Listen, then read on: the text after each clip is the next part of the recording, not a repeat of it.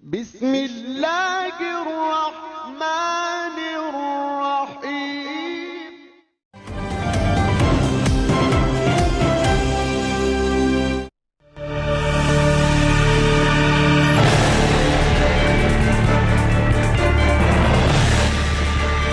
Samudra Pasai itu juga berbaiat kepada Khalifah Abbasiyah. Banyak orang-orang dari Kesultanan ini, Kesultanan Samudra Pasai, yang dia itu berbaiat langsung ke Khalifah, itu mengirim orang-orang atau orang-orang Pasai itu banyak bermigrasi ke daerah-daerah lain di Nusantara.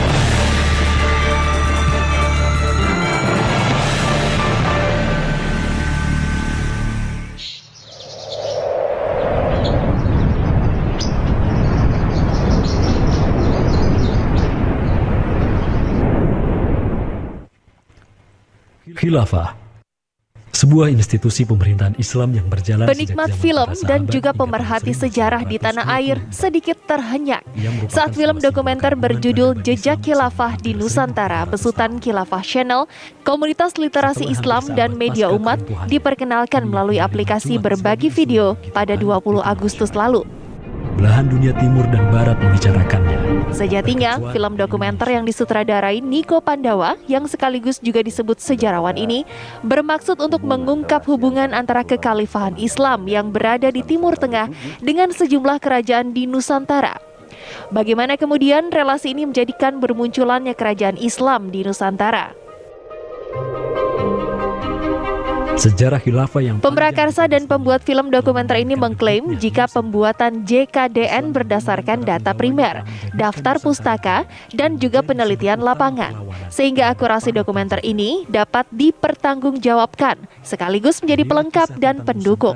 Dan jalinannya dengan sang negara adidaya. Bukan karena kualitas film ini yang ditanggapi para penonton secara daring, namun karena isi film dokumenter ini yang dianggap jauh dari kebenaran sejarah yang selama ini dipelajari dan ditemukan, baik oleh para sejarawan dalam negeri maupun sejarawan internasional.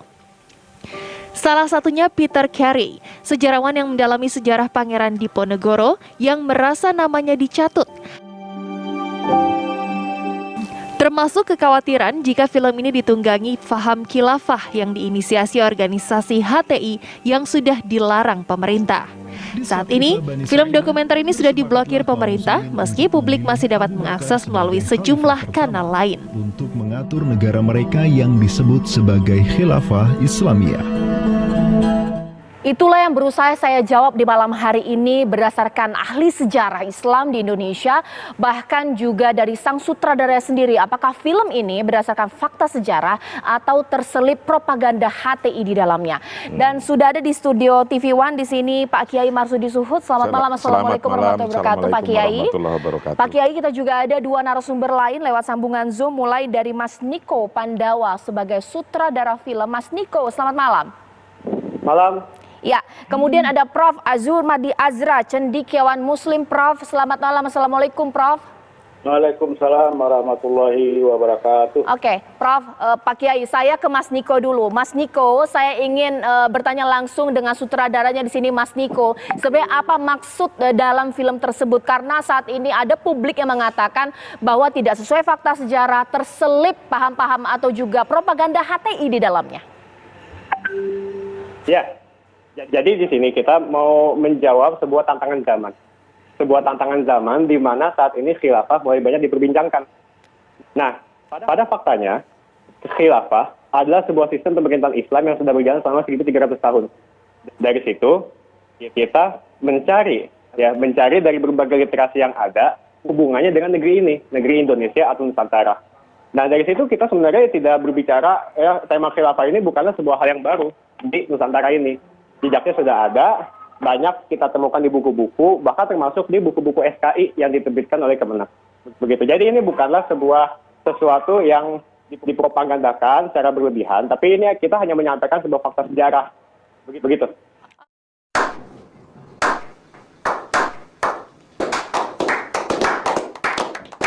Oke, sekarang saya ke Prof. Azurmadi Azra. Prof, dengan apa yang disampaikan meskipun singkat, tapi saya sudah nangkap dari Mas Niko, sebenarnya jejak khilafah di Nusantara atau Indonesia ada hubungannya tidak dengan Khalifah Utsmaniyah di Turki? Bagaimana, Prof? Yang pertama, saya kira ada kesalahan pengertian mengenai makna khilafah itu sendiri ya. Jadi kalau dilihat dikaitkan dengan Turki Utsmani, tadi juga disebut-sebut Abbasiyah, itu bukan khilafah. Itu kalau dari sudut sistem politiknya itu disebut dengan monarki kalau bahasa umumnya, kalau dalam bahasa politik Islamnya disebut mamlakah, kerajaan. Nah, kalau yang disebut khilafah sebenarnya itu adalah pada masa pasca Nabi yang disebut dengan Al-Khulafa Ar-Rasyidun. 4 orang, yaitu Abu Bakar, Umar bin Khattab, Utsman dan Ali, ya, yang memang proses suksesinya itu berbeda dengan suksesi yang ada pada dinasti Abbasiyah ataupun pada dinasti Utsmaniyah atau Ottoman. Itu adalah hubungannya tali darah gitu. Jadi oleh karena itu yang pertama. Yang kedua juga banyak diskrepansi ya. Misalnya Aceh disebut punya hubungan dengan khilafah Abbasiyah yang disebut sebagai khilafah Abbasiyah. Padahal Abbasiyah itu berakhir tahun 1258 ya. Sedangkan Aceh itu baru, Kesultanan Aceh itu baru muncul 1496. Ya, jadi nggak mungkin dong Aceh berhubungan dengan dinasti Abbasiyah yang sudah tamat riwayatnya. Jadi oleh karena itu makanya faktanya tidak benar. Dia tidak benar. Memang Aceh pernah berhubungan dengan Utsmani, tapi pada dinasti Utsmani. Ya. Nah, saya nggak mau menggunakan Utsmani itu sebagai khilafah, karena dalam literatur kajian Islam, sejarah Islam itu disebut sebagai mamlakah, sebagai kesultanan. Jadi bukan khilafah. Karena sifatnya, karakternya juga berbeda dengan Khulafaur Rasyidun. Oke. Nah, Mas Niko, iya. Mas Niko, dibantah logika Mas Niko bahwa khilafah yang ideal menurut Prof adalah khilafah di zaman kenabian, bukan khilafah pada saat era Utsmaniyah di Turki. Ini bagaimana? Dari sini kita bisa melihat bahwa khilafah yang dimaksud oleh Rasulullah SAW yang disebut dengan Khulafaur Rasyidun itu adalah khilafah ala minhaji nubuwah. Memang dalam hadis yang lain Rasul menyebutkan kekuasaan setelah khilafah Rasyidah itu disebut sebagai mulk, sebagai kekuasaan. Tapi di sini kita melihat bahwa dinasti-dinasti ya yang disebut dinasti atau monarki pasca Khulafaur Rasyidun itu tetap lazim disebutkan oleh para ulama sebagai khalifah dengan negaranya yaitu khilafah. Kita bisa kan melihat Imam Suyuti itu menulis sebuah kitab sejarah namanya Tarikh Khulafa. Nah, Imam Suyuti itu tidak hanya menceritakan sejarah khalifah yang terbatas sampai ke Khulafaur Rasyidin, tapi Imam Suyuti juga menjelaskan sejarah para khalifah sampai ke dinasti Abbasiyah, dan mereka semua itu disebut sebagai khalifah. Bahkan ketika kita melihat di buku yang tadi saya sebutkan, buku SKI ya, buku Sejarah Kebudayaan Islam di Madrasah Tsanawiyah yang diterbitkan oleh Kemenak pada tahun 2009, itu Daulah Abbasiyah, Daulah Umayyah tetap disebut sebagai khilafah atau kekhilafahan. Bahkan yang dalam disertasinya Pak Jumadi Asad sendiri, ya jaringan ulama, saya banyak membaca di situ. Di situ juga disebutkan bagaimana hubungan relasi antara Sriwijaya dengan Damaskus, dengan Timur Tengah. Di mana kekuasaan di Damaskus itu tetap disebutkan oleh Pak Jumadi Asad sebagai Khalifah Muawiyah, Khalifah Umar bin Abdul Aziz. Jadi mereka tetap disebut sebagai khalifah. Oke, Prof, bagaimana kemudian kita ini menjadi perdebatan yang panjang ketika kita sebenarnya bagaimana khilafah yang seperti apa yang memang merepresentasikan ideologi khilafah yang secara ideal dalam Islam? Prof, dijawab. Yang sebenarnya khilafah itu 2 orang, yaitu Umar bin Khattab dan Abu Bakar Siddiq, itu aja. Itu Khulafaur Rasyidun yang ideal, dan itu harusnya jadi model. Jadi bukan dinasti Utsmani, Sultan-Sultan Utsmani yang diklaim sebagai khilafah, yang sultan-sultan itu kebanyakan despotik dan sering melakukan banyak sekali kekeliruan dalam sejarahnya seperti itu. Jadi oleh karena itu tidak bisa dijadikan model. Saya ke kawan-kawan Hizbut Tahrir sudah dari dulu menganjurkan kalau Anda mau membuat konsep khilafah yang benar, maka kemudian tujuannya itu adalah kepada Khulafaur Rasyidun. 2 orang itu, jadi bukan ke yang lain, ke Sultan Abdul Hamid II dan seterusnya itu. Baik, nah Mas Niko mengangkat tema mengenai khilafah ini seakan-akan ingin membangkitkan lagi paham yang sebenarnya sudah disepakati bahwa tidak boleh ada menegakkan kekhilafahan di Indonesia. Ini bagaimana? Kalau kita melihat secara utuh film tersebut, yang dia itu terbentang selama 57 menit atau 1 jam lah kita genapkan, maka di situ kita akan mendapati itu tidak ada sebuah agitasi atau propaganda, tapi di situ kita hanya menjelaskan sejarah, murni sejarah. Ya, kita memang di situ menceritakan tentang sejarah Khilafah Umayyah, Khilafah Abbasiyah, Khilafah Utsmaniyah yang masa-masa awal pada abad ke-16. Dan itu kita menceritakan apa adanya. Baik. Ya, kita menceritakan apa adanya, dan di situ disebutkan bahwa ya mereka punya hubungan dengan Nusantara dan sebagainya. Nah, Pak Kiai, ini kan menjadi pro dan kontra, tapi sebenarnya tidak mengapa kalau misalnya ini diangkat dalam sebuah film dokumenter. Tapi ketika ada tema khilafah menjadi berbahayakah? Ya beginilah, bahwa negara kita itu kan sudah menyepakati negara yang berdasarkan Pancasila itu negara muahadah watoniyah, negara yang sudah kita sepakati bersama bentuknya dan dasarnya Pancasila. Kalau tadi yang dimaksud khilafah itu adalah sebagai pemerintahan, maka negara Pancasila yang sudah disepakati oleh para kiai, para ulama yang disebut dengan muahadah watoniyah, ya sudah khilafah juga. Mau model khilafah yang kayak apa yang mau kita cari? Kalau itu maksud dari Pak Niko tadi tentang bahwa khilafah maknanya adalah sebuah pemerintahan atau kerajaan, ya tinggal diakui saja negara Pancasila pun khilafah. Kalau khilafah ini adalah untuk mengatur kehidupan di muka bumi ini, itu. Nah, kalau ini khilafah yang dimaksud oleh film ini adalah merefer kepada cerita sebuah sejarah khilafah Utsmaniyah, ya itu kan sebuah sejarah yang sudah terjadi, yang kemudian hilang, yang kemudian ada ide khilafah lagi oleh Taqiyuddin An-Nabhani zaman itu, tapi kemudian dipasarkan di Timur Tengah pun tidak laku, di Mesir juga nggak jalan, dan di negara-negara lain juga nggak jalan. Nah, yang laku di Indonesia ketika negara Mesir ijtihad sendiri ketemu model negara Mesir, padahal dulu juga sudah ada ide yang model khilafah ini di sana. Nah, Indonesia udah ketemu model negara khilafah Indonesia. Oke, nah Pak Kiai, saya juga telah tersambung dengan Mas Ismail Yusanto dari Komunitas Literasi Indonesia dan juga mantan jubir HTI yang juga penggagas dari film ini. Ini yang juga Pak Ismail Yusanto yang membuat publik ada yang beranggapan bahwa film ini terselip propaganda HTI, bukan dengan fakta sejarah. Pak Ismail Yusanto. Baik, bismillahirrahmanirrahim. Assalamualaikum warahmatullahi wabarakatuh. Waalaikumsalam warahmatullahi wabarakatuh. Iya, silakan Pak. Yang pertama, pastikan bahwa semuanya sudah melihat film itu. Pak Mas Duri Suhud sudah mirsani dereng. Ya. Nah itu, maka penting untuk memastikan bahwa semua sudah lihat sebelum berkomentar.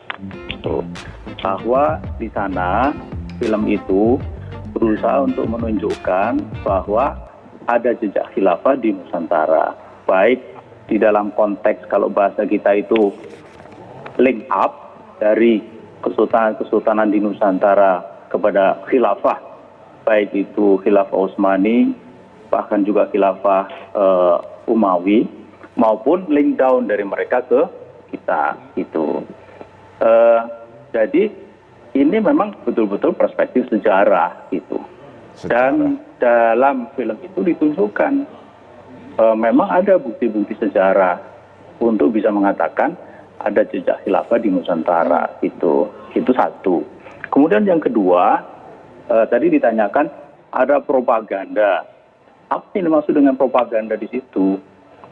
Kalau dakwah pasti ada, karena kita itu memang sebagai seorang Muslim punya kewajiban untuk berdakwah gitu. Berdakwah itu menyampaikan ajaran Islam. Itu khilafah itu bagian dari ajaran Islam. Itu. Nah, karena itu sebenarnya berpulang kepada kita bagaimana kita menilai film itu. Karena itu penting sekali untuk memastikan bahwa kita itu sudah melihat film itu. Gitu. Dan film itu berusaha seobjektif mungkin. Kalau ada kadar, ya sebutlah dakwah, di situ pun juga dakwah di dalam konteks menunjukkan bahwa ajaran Islam mengenai khilafah itu dulu itu juga pernah dipraktekkan, bahkan dijalankan bukan hanya di dalam satu lingkup kecil, tapi mencapai atau melingkupi berbagai wilayah sampai ke wilayah yang disebut Nusantara pada waktu itu. Gitu. Baik.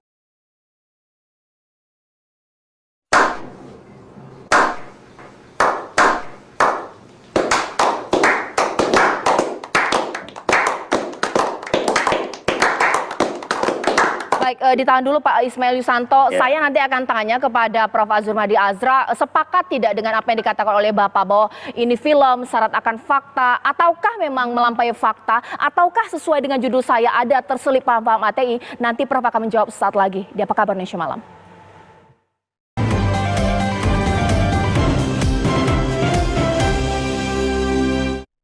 Oke, sekarang saya ke Prof. Azurmadi Azra. Prof, jadi menurut Prof film ini faktual sesuai dengan fakta, melampaui fakta, atau sesuai dengan judul saya ini ada dugaan bahwa menyelinaplah di dalam film itu paham-paham ATI? Yang pertama, khilafah sebagai sebuah sistem dan institusi politik itu tidak ada dalam Al-Quran ya. Yang ada dalam Al-Quran itu dalam surat Al-Baqarah ayat 30 kalau nggak salah itu khalifah. Tapi khalifah di situ adalah tentang penciptaan manusia. Inni ja'ilun fil ardi khalifah. Itu bunyi ayatnya, potongan ayatnya. Jadi Allah menciptakan manusia di muka bumi. Tapi konotasi khalifah itu dan berbagai bentukan, kata bentukannya di dalam Al-Quran itu konotasinya nggak begitu bagus. Khalfun itu orang yang dikuasai oleh hawa nafsu. Tidak bisa mengendalikan diri. Kira-kira begitu. Nah itu jadi dari sudut doktrin Islam sebetulnya nggak ada sistem khilafah itu ya, landasannya. Dari sudut fakta juga nggak ada, faktanya itu nggak ada. Memang Raja Sriwijaya pernah berkirim surat kepada Umar bin Abdul Aziz, tapi Raja Sriwijaya menyebutnya sebagai raja Arab, ya kan? Nah, kemudian Iya, karena waktunya singkat Prof, mohon maaf sekarang langsung saya minta tanggapannya Pak Ismail Yusanto. Tidak ada faktanya dikatakan Prof di sini. Pak Ismail bagaimana? Mengenai khilafah, apakah itu ada di dalam Islam? Kita merujuk saja kepada buku yang sangat sederhana. Buku fikih Madrasah Aliyah kelas 12. Di sana disebutkan bahwa khilafah itu sistem pemerintahan Islam. Baik. Hukumnya fardu kifayah. Baik. Gitu. Kalau saya lebih percaya kepada buku itu. Karena itu buku resmi yang diterbitkan oleh Kementerian Agama. Diajarkan kepada seluruh siswa di Madrasah Aliyah seluruh Indonesia. Gitu. Kemudian soal fakta, saya kira bagus sekali kita membaca disertasi Pak Kasori. Yang menceritakan hubungan antara khilafah Utsmani dengan Demak. Di sana dikatakan bahwa hubungan itu sangat erat. Hubungan bukan hanya perdagangan tapi juga politik dan militer itu. Jadi dan itu disebutkan sebagai khilafah. Ini mohon maaf Bapak-bapak, ini waktunya sangat singkat. Terakhir Pak Kiai. Jadi film ini boleh ditonton tidak? Karena ini begitu saja ini sudah perdebatan di sini. Bagaimana? Beginilah, kalau sebuah sejarah mau ditonton, mau dibaca, mau apa, asal sejarahnya itu sesuai dengan apa yang ada ketika itu ya namanya sejarah ya sejarah dibaca sebagai sejarah. Tapi dikatakan tak sesuai fakta kata Prof. Azurmadi Azra. Nah kalau ini yang dimaksud sejarah, kalau nggak sesuai fakta ya sejarah, ya yang ditonton ya sejarah yang nggak sesuai fakta. Kayak gitu aja. Oke. Baik, mungkin terakhir kepada Mas Niko, karena ini juga digugat Mas Niko, mulai dari sejarawan yang juga menggugat, Mas Niko juga sebagai narasumber di sana, diblokir juga. Ini bagaimana Mas Niko? Ya, jadi yang pertama sekali kita mengucapkan dari tim film, kita mengucapkan syukur alhamdulillah kepada Allah Subhanahu wa taala yang telah menjadikan film ini sebagai pemantik ya. Terlepas dari pro dan kontra, tapi kita senang sekali hal ini film yang kita angkat menjadi pemantik di mana di sini bisa memicu perdebatan atau sebuah diskusi yang lebih bernas. Baik. Mas Niko, terima kasih. Prof. Azurmadi Azra, Pak Ismail Yusanto, Kiai Marsudi Suhud. Ini menjadi akhir Apa Kabar Indonesia Malam. Saya Cica Anissa, terima kasih. Sampai jumpa.